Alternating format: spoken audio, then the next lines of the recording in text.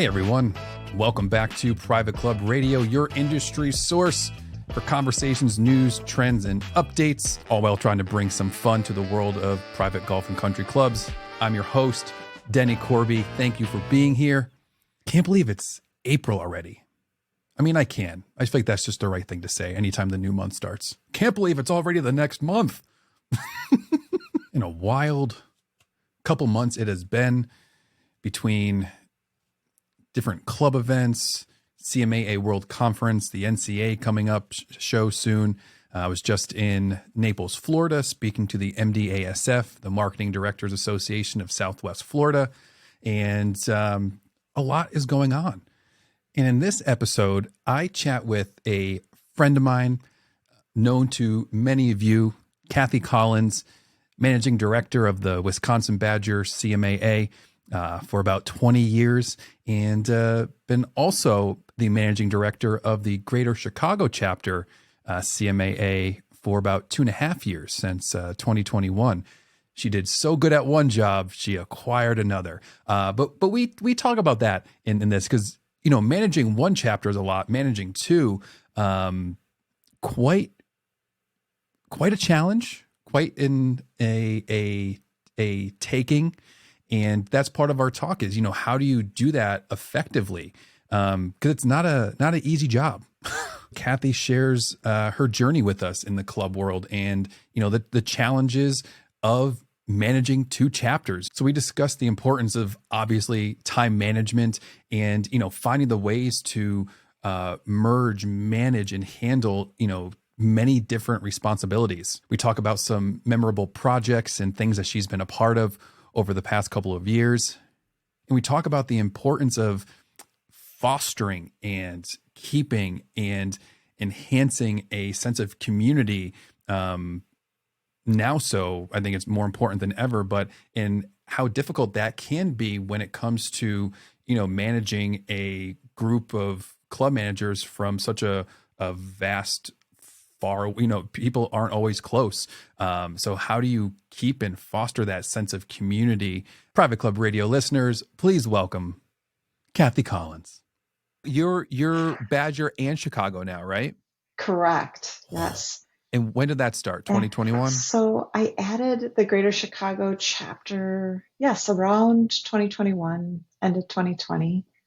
So I've been doing Wisconsin Badger chapter for over 20 years. Having two. Yeah, that's two chapters. I mean, that's quite the balancing act. It has been a lesson in time management, absolutely. But as you continue on, you just find new ways to merge it all together and make the best of your time, best use of your time. I feel like that might be a fun episode, just like in its own, just like time management. Because that has to definitely be quite the challenge. It is. It's a big balancing act. Now, what got you started in the club world? So I went to the University of Wisconsin Stout for college, and I was completely fixed on going into hotel management. That's what I was going to do. Nobody was going to tell me anything different. And started at UW Stout, and my roommate, one of my best friends, who's still in the industry as well, she came into the room and she said, Kathy, you have to come with me to this CMAA student chapter meeting. And I said, what is CMAA? She said, I don't know. Is this a cult? Exactly. I don't know exactly, but we can go to New York for the summer. And do an internship. I was like, all right, I'm in. Take me to this meeting, Trisha. So we went to the CMAA meeting, had a blast, learned about club management, right, for the first time, or got a little piece of it. And from there, we went out to Long Island, did an internship that summer at Lawrence Beach Club. Everybody knows Randy Reuter's club, but I was at a different club. Lawrence Beach Club. We went there, Trisha and I and a couple others from UW Stout, along with about 10 interns from Florida and another group of 12 from Ireland. And we lived in what they called the monkey house. And the first day there, Trisha and I cried because we were like, what did we do? Because we walked into this room, you have no TV. Now, this is also 1991. So there's no TV in the room. The bathroom door, like we go in to use the restroom and it flips open the other way and there's just like nothing. You have nothing in this room. It's just a bed and a sink, basically, right? And we're like, what did we do?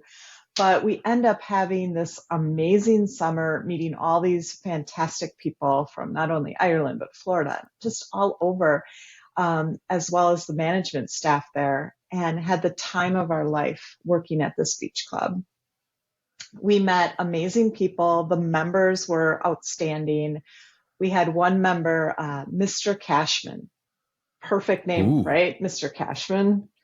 Mr. Cashman took all of the interns to Wall Street one day. We were there for the opening bell. He then took us. Cool. I know. He then took us all out to lunch. We really experienced New York, and It was amazing. Learned so much. And from that summer on, I said, hotels, no, I am fully invested into club management. So I continued on at UW Stout, did some additional interns during my time there, graduated in hospitality and tourism management, and went right into club management. And following that, I'm getting to the point here how I got into where I am now. This is all part of the. No, this is awesome. This is all part of the journey. I love the story. This is so good. The journey. So, started into club management, assistant manager, moving up. I was promoted to general manager at a very young age, probably too young. When I look back at the things I didn't know, I was 29 years old. 29. That's not. I just had the interview I just aired with Randy St. John from the Tuxedo Club. He was 29 too. So actually, maybe after talking to him, maybe that was. But I might have been a couple years younger than that because I did serve in that role for a while. But it was interesting. So I was the assistant general manager at a club, and then the GM moved. And so I was serving as the interim and then was approached to take the full job. And at that time, the treasurer of the club, he was a fantastic mentor. He really took me under his wing too and said, Kathy, for example, when we're at these meetings, break bread with us. I was always like, no, I am the employee. I will not engage in that. But really, to his point, he's like, no, you're part of us and you need to break bread with us. And just little things like that. He was a huge help, and he was always somebody I could go to and ask questions. So I spent some time at this club, and then shortly thereafter, I started a family, and the decision was made to spend more time at home with the two kids. And so I stepped away from the general manager role. And at that very same time, the Wisconsin Badger chapter said, we're looking for a managing director. Is that something you would be interested in? Absolutely. What a blessing. 20 some years ago, able to work from home with my two kids. And at that time, it was very part-time. And every second thereafter, it grew and grew and grew to now more than full-time, right? Yeah, I mean, you're a very active chapter. I get all of your I get all of your stuff. You guys are very active and do a lot, and also do a lot with the communities as well. Right. Yeah, we have a great time. And then a few years ago, I received a call from Jim Cardamone in the Greater Chicago chapter. And he said, Kathy, I know this is crazy, but but Diana, who was their managing director, has decided to go back into clubs. And so we're looking for somebody. what do you think? You want to talk about it? And I said, absolutely. I want to talk about it. And I had a change in my life um, about 6 years ago where I was now on a single income. And I thought, this is going to be perfect timing. This is just going to be just right. And so Jim and I sat down and we talked about the economies of scale of the two chapters, not coming together, but having some of the same speakers, for instance, come in and save on some travel and some more affiliation. Yeah. Yes. And he saw my passion for CMAA and just wanting to move others along in their career. So it's been tremendous. It's been absolutely a blessing for me to be able to continue to do what I love and now do it for two chapters. And my head's just going so many different directions because I'm assuming it's you, because you've learned so much over with the Wisconsin. So probably bringing over and just handling, probably you probably have so many systems in place and you're so organized that it was more just, plugging and playing and kind of finding the right fits there. Right. A lot of that. And what has been very helpful is the fact that both chapters have very engaged boards. And you really cannot be successful without having the leadership on the chapter boards being involved and running their committees. And then the managing director is the one doing the heavy lifting. But they are orchestrating a lot of that. And then you're their support and make it all come together because they have real work. So what I like to say, I had a president in the Wisconsin Badger chapter years ago who I called. So this came from her. I called, when you need things, you communicate with your president a lot.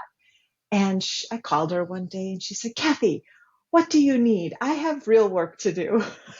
And I said, what? I said, well, this is my real work. Of course, she was kidding, right? She was absolutely kidding. But she said, I said, well, this is my real work and I'm doing my real work. So work with me here. But no, it's the boards, it's the committee chairs all taking part in it. And that's how you get chapter engagement as well, is if the committee chairs are really doing their job. It just brings everybody together.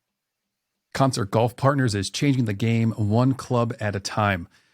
Since their inception in 2001, they've been on a mission to preserve and elevate private clubs, pouring capital into enhancements that matter. But what sets them apart? These aren't your run-of-the-mill operators. They are a dedicated team with a passion for enhancing the private club experience both on and off the green. It's their commitment to maintaining the club's unique identity while executing strategic improvements that boost the overall experience and financial health. With Concert Golf Partners, your club gains access to a network of enhanced properties, reciprocal play privileges, and a future free from the burden of debt and outdated facilities. They're not just building better clubs, they're crafting lasting legacies for members and communities alike. If you'd like to learn more about Concert Golf Partners or recapitalization or learning how your members will have no more assessments, head on over to concertgolfpartners.com, set up a confidential call with Peter Danula, and that's it. Simple as that. Also, be sure to check out our episodes of Board Chats here on Private Club Radio, brought to you by our friends, you guessed it, Concert Golf Partners. It's 2024 and it's time to change the way you vet your new members. Some traditions are worth modifying. The new member process hasn't changed really in the past 150 years, relying almost solely on social relationships and casual interactions, but lacking in factual data. And this is where Kenneth comes in, because the traditional application process tells you very little about someone's behaviors and character until now. Kenneth has created an innovative and confidential, comprehensive applicant information gathering process that provides an unraveled depth of information. The world of member vetting has evolved to a new standard, and Kenneth is your turnkey solution to meet this new industry best practice. You can rely on Kenneth to provide the facts that you need to make fully educated member decisions, because what you don't know can hurt your club and your members. To learn a little bit more or to set up a call, head on over to membervetting.com, fill out the form. You're going to have a chat with Paul Dank. It's going to be good. He's a great guy. Also, be sure to check out our episodes of member vetting here on Private Club Radio. Over the course of, working with now two chapters, are there any, particularly like memorable projects or initiatives that you've spearheaded within the chapters or the groups? Wow. There is one coming up, but I can't share it yet, Denny. Oh, there's not enough. I mean, it was. You could have just said no. Come on. I'm gonna tease. It was just. Okay. It was just. Give us as much detail as you can. Okay, because this was just approved by the Chicago board, but there's other entities. I'll just say this. In 2025, the Greater Chicago chapter will be hosting the Midwest Regional Education Forum, and it is going to be like none other that we've done in the past. Oh, man. Yeah, so buckle up. You got to keep us updated on that. Buckle up, Buttercup. So yeah, it's going to be good. So, and the Midwest Regional Education Forum has traditionally been, it started in 2008. And so the Wisconsin Badger chapter, Greater Chicago chapter, Upper Midwest chapter, Iowa, and Illini, which is now Greater Chicago chapter. That's another story, right?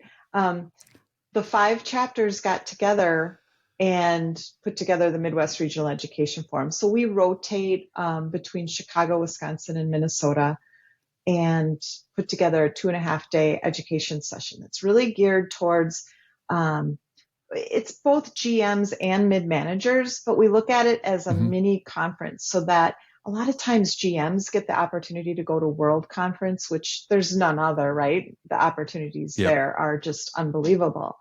And we appreciate that, but not every club can send everybody to World Conference. So we wanted something that would include that networking for mid-managers and GMs who maybe just couldn't make it to World Conference. And so that's been very successful, and it's been a great formula. We do it every other year. And I just chatted with Raleigh, the managing director of managing directors from the Upper Midwest chapter last week, and we are on board for a really spectacular 2025 forum. It's going to take a lot of coordination, but so that's a big project coming together. Ooh. Oh man. Okay, so since we're gonna keep that a little bit more close to the chest too. What would I like this because you have the ability to see so much from like a perspective of like a overview. How do you see technology in clubs and management and member experiences, and how have you seen technology over the years? Well, the technology specifically inside of clubs is horrible. Let's just be honest with that. And everybody step it up. Okay, let's step it up in 2024, 25 and on. Because when we go to clubs for events, it's like the AV is just like not working. I don't think there's a manager out there who would disagree with that. Maybe I'm wrong. But no, clubs are coming along, right? It's always a little bit slower than I think the technology that's available. However, with that said, I think all chapters have really taken hold of what is available since COVID. And even though a lot of it was there prior, we just weren't utilizing it, but we certainly are now. And I know in both Greater Chicago and Wisconsin, we are absolutely wanting to bring people together in person because there's nothing better. And you don't get as much out of it, quite honestly. But we are constantly offering things in a hybrid fashion now as well to understand people's schedules and so forth. And then there's just so much more. I mean, even with registration and connecting, even like the CMAA Connect and connecting online too. So we're coming along. So it's funny you sort of started answering a question I was going to ask, which is, with your experience with now 2 chapters, all these clubs, how do you approach fostering a sense of community within these environments? Because it is tough, and because it's some a little spread out. I mean, it's still it's a difficult and hard thing to do. So, what is your approach to making sure you have that communal feel? That's a great question, because we've talked a lot about that on both boards recently, because sometimes that connection slips if there's too much technology, or people are maybe on an island because they're in the northern part of Wisconsin, or in the greater Chicago chapter, maybe they're in Michigan and not quite able to get to everything. So we've been talking a lot about A, offer those hybrid situations, B, have a membership committee who is reaching out to those individuals, not just via email or a phone call, but go back to the basics and go meet people for breakfast, cup of coffee, a lunch. We now have a little thing called a buddy bag in Wisconsin, where let me just show you the buddy bag. Oh, let's see the buddy bag. So one of our corporate partners in Wisconsin Closed Clinic made these bags for us. And anyway, we've decided to utilize that for a few different things, so that we can meet up with our buddy, our new member, and we can hand them a gift in person, which was made by one of our corporate partners, filled with information about our corporate partners, a couple books from sessions that we've had with speakers, and a journal, just some fun things, right? To have our logo on there, and hand them something when we meet with them to say, hey, hi, and welcome. And so that person knows someone when they go to a session, so it's not completely overwhelming to them. And then another thing we've really been focused on, both chapters this year have said we really have to get back to more social network, more social networking, more social opportunities that aren't necessarily tied in with education all the time, but the opportunity to just get together. So, for example, the Greater Chicago chapter, we're getting together in March at a golf bay, and we're just going to have some appetizers and drinks and hit some golf balls. And wonderful. It's just a great opportunity to get together and talk. Yeah, no, that's awesome. That's really what's needed. It is heavily. It is. So hopefully we'll have, continue to see great attendance at these events, and just get everybody together. We've got a bourbon event coming up in Chicago as well, barbecue and bourbon. Ooh. I mean, there's a new member roundtable in Wisconsin, just casual again, get together. So I think a lot of that is important. Yeah. Back to basics. Back to basics. Back to basics. Are there any one or many club management myths you'd like to debunk? Ooh.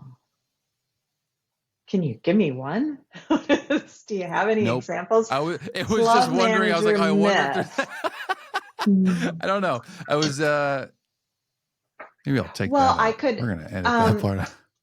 So there is something. So I think, or myths about the club world, maybe. Yeah. So one thing that I think is untrue now, or at least we're working our way towards that, is the thought that if you're in club management, your life is over. You will not have any nights or weekends, or don't plan on anything, because there was messaging that was sent to students within the industry at one time that you will not have a life. Just get used to that. And because you're going to be working nights, weekends, and holidays. But I think that has changed. And really, everyone is working harder than ever to bring, I don't like to say complete balance, but to bring as much balance as you can to your personal life and your working life. And yes, you're going to be at the club for some major holidays and events, but that it doesn't have to be 80 hours a week. And so that message is finally starting to hit the college students again. And Raleigh and I go to UW Stout every year to teach a class on club management.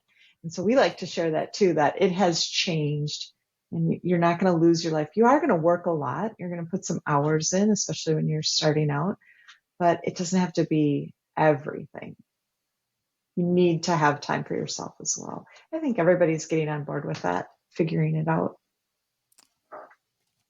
That's real. That was good. That was good. That was good. I like that. Mm-hmm. The way that started, I didn't think that was going to end good, but that was good. That was good. Do you have any advice for someone just starting out in the club world? So, you know, like you back in college, joining CMAA or finding out, or, you know, looking back, what's some good words of wisdom, right? Words to the wise. Well, honestly, when I started in the industry and then quickly moved up to these assistant general manager and general manager roles, I got, and I hear this all the time now as managing director, I'm too busy. I'm too busy to go to this professional development session. And I had a great colleague who I went to college with, and he would call me all the time and say, Kathy, you know, the chapter's doing this event, you know, do you want to go? And I'd say, there's no way. There's no way I can go. Like, I got this, I got that. I have to be seen here at the club, right? And that was a big mistake. Anybody in the industry, whether you're just starting out or you've got tenure, things change in this industry very rapidly. And we have a great association, quite honestly, nationally and at the chapters across the country. And we should be taking advantage of those to stay up on the latest trends, the resources, everything. And I didn't do that enough. The people, the relationships. Yes, all of it. You're right. That's a big part too, the networking, so that you can reach out to, you know, GM at XYZ Club and say, this is what I'm facing. I didn't utilize either of those enough when I was managing clubs. And so that is a huge piece of advice that I give to people coming into the industry or new members within our chapters. And I wish I had actual data on this, actual hard numbers. But in my experience, I have seen people not last at their clubs. And it's usually associated with those individuals have not maybe attended anything, whether it be national or local. I haven't seen them attend anything. And they are the ones that have quick turnover in their jobs. Like I said, I don't have the data, but I have the experience, the seen this. I should start tracking it. It sounds like you have the data. It's just putting it. I think you're probably. I have no time. I have no time to put it in a chart, Denny.